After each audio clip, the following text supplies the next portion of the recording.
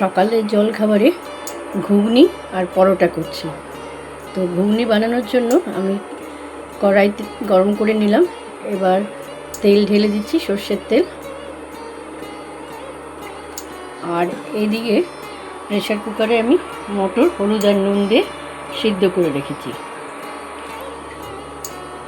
আজকে ঘুগনি বানানোর জন্য আমি ফোড়ন দেবো গোটা গরম মশলা আর তেজপাতা। তবে তেজপাতা এই দেখুন, আমার টবের গাছে তেজপাতা হয়েছে। আমার গাছের তেজপাতা আমি ছিঁড়ে এই ঘুগনিতে দেব। একটা আমি ছোট ডাল নিয়ে এসেছি ওখান থেকে, টবের গাছের থেকে, ছাদের থেকে। এগুলো আবার ছিঁড়ে ছিঁড়ে আমি কৌটোতে রেখে দেবো। শুকনো তেজপাতা যেটা বাজারে পাওয়া যায়, তার থেকে এই গাছের তেজপাতাটা যদি আমি দিই, এটার গন্ধটা ভীষণ সুন্দর হয়, ভীষণ সুন্দর লাগে গন্ধটা।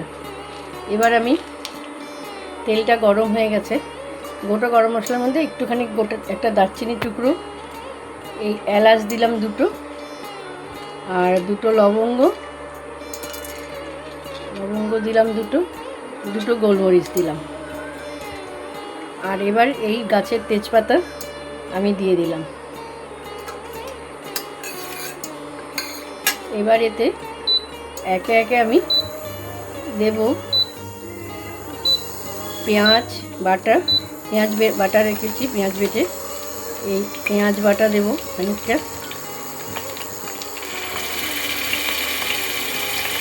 একটু কম করে দিই এটা। এই 2-3 চামচ বেশি দেবো না, তো 4 চামচ মতন পেঁয়াজ বাটা দিলাম। 4 চামচ মতন পেঁয়াজ বাটা। এই রসুন বাটাও দেবো, এই 2 চামচ মতন রসুন বাটা। এবার দেবো 1 চামচ মতন, এই হাফ চামচ আর কি, 1 চামচ মতন আদা বাটা দিলাম। মশলাটাকে কষতে হবে। এবার একটু লঙ্কা বাটা দেবো 1 চামচের মতো। এবার ঝালটা হচ্ছে যে যারা যেমন খায় আর কি, স্বাদ অনুযায়ী। আমাদের বাড়িতে খুব বেশি ঝালটা কেউ পছন্দ করে না, তাই অল্পই 1 চামচ মতো লঙ্কা বাটা দিলাম। দিয়ে এবার একটু নাড়লাম, মশলাটাকে কষিয়ে নিতে হবে। তারপর একটু হলুদ দিলাম, একটু হলুদ দিয়ে দিলাম, সামান্য হলুদ দিলাম। একটু নুনও দিয়ে দিলাম, কেন নুন খুব বেশি দেবো না, এই মটরে নুন দেওয়া আছে, হলুদ নুন দিয়ে মটরটা সিদ্ধ করেছি। নুন দিলাম, দিয়ে একটু নেড়ে নিচ্ছি। এটাকে কষতে দিতে হবে, এটা কষা হচ্ছে। এবার এর মধ্যে আমি আলু ছোট ছোট করে কেটে রেখেছি, ওই আলুটা কড়াইয়ের মধ্যে দিয়ে দিলাম। মশলা কষানোর সাথে আলুটাও একটু কষে যাবে, ভালো লাগবে তাহলে খেতে। খুব বেশি আলু না, আমি একটা বড় আলু কেটে নিয়েছি। এবার আলুটা অপশনাল, কেউ যদি আলু পছন্দ না করেন আলু দেবেন না।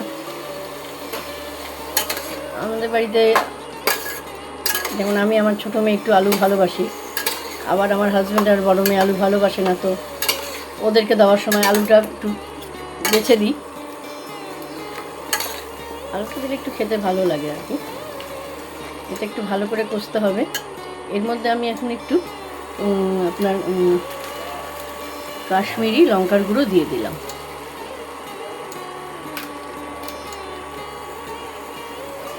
আর পেঁয়াজ যখন আমি বেটেছি, ওর মধ্যে পেঁয়াজ বাটার মধ্যে একটা ছোট টমেটো বেটে দিয়েছি একসাথে।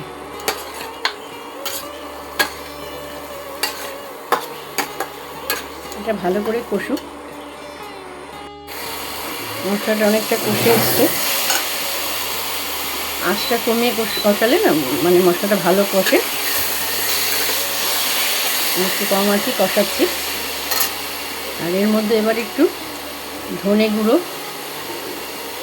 অল্প করে ধনে গুঁড়ো দিয়ে দেবো, আর একটু জিরে গুঁড়ো দিয়ে দেবো।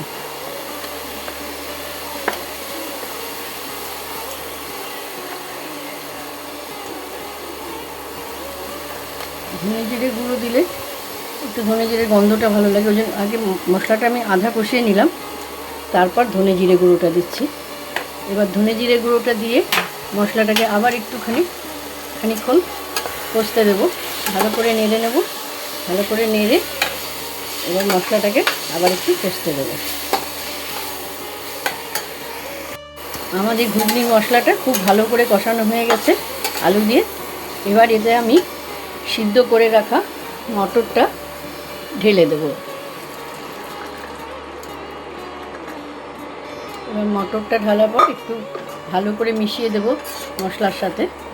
মিশিয়ে, মটর তো সিদ্ধ করাই আছে, বেশিক্ষণ নাড়াচাড়া করতে হবে না। ভালো করে মিশিয়ে খানিকক্ষণ একটুখানি ফুটিয়ে নিলে এই মটরগুলোর মধ্যে একটু মশলাগুলো মজে গেলে আমি গরম মশলা দিয়ে নামিয়ে নেব।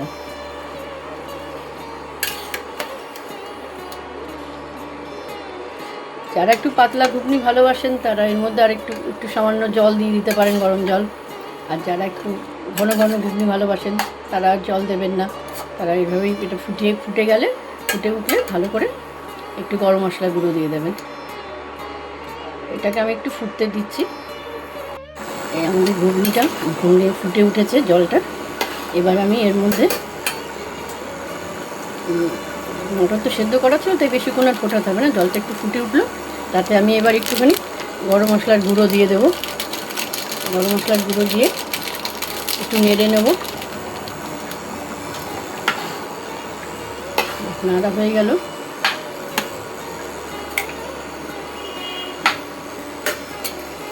এবার আমি এর মধ্যে খানিকটা ধনেপাতা কুচিয়ে রেখেছিলাম, সেই কোচানো ধনেপাতাটা দিয়ে দিলাম। দিয়ে এবার এটা একটু নেড়ে নিলাম। নিয়ে এবার আমি ইন্ডাকশান বন্ধ করে দিলাম। আমাদের ঘুগনি রেডি। এই ঘুগনি যার যেরকম পছন্দ সে তা দিয়ে খেতে পারে। যেমন কেউ মুড়ি দিয়ে ভালোবাসে, কেউ পরোটা দিয়ে, কেউ লুচি দিয়ে। আবার আমার তো খুব কোয়াটার ব্রেডগুলো হয় যে, সেই ব্রেডের উপর হালকা করে বাটার লাগে, সেটা দিয়ে এই ঘুগনি খেতে খুব ভালো লাগে। আবার অনেকে এমনিও খেতে ভালোবাসে, ওপরে পেঁয়াজ কুচি, একটুখানি শসা কুচি আর লঙ্কা কুচি দিয়ে অনেকে শুধু শুধু খেতেও ভালোবাসে। যার যেরকম ভালো লাগে সে সেরকমভাবে খাবে। আর এইভাবে ঘুগনি আপনারাও বাড়িতে করুন। আপনাদের করে কীরকম লাগলো সেটা আমাকে অবশ্যই জানাবেন। আপনাদের মতামতের আশায় আমি রইলাম। নমস্কার।